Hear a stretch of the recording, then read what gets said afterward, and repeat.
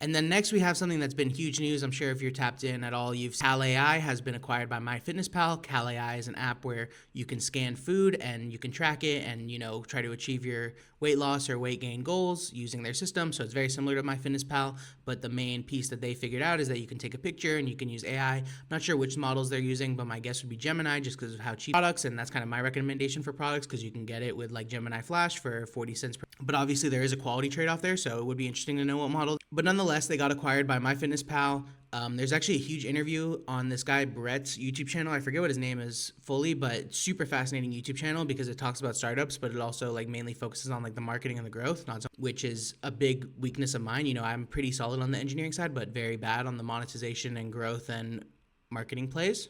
But I'm trying to. But you can see here in just 18 months, they broke 50 million ARR along the way. Also, I believe in January, they did 5.7 million in revenue, which would be about 60 million plus ARR for the year of 2026.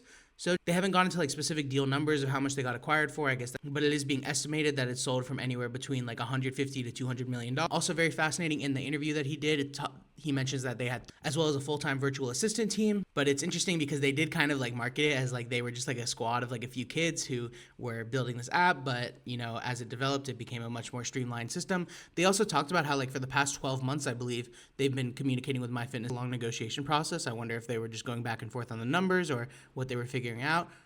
But also he said there's no like retention or anything, so I believe he is just leaving the company and they're taking it over and just going to blend it into MyFitnessPal. However, it will still be a separate app. And just really cool what they were able to achieve. They figured out the AI play at the very beginning, and congrats to them. And it'll be interesting to see what he does moving forward, because he did say as well that it's like he's figured out how to make a 50 million ARR company, but he doesn't know how to make a 100 million ARR company.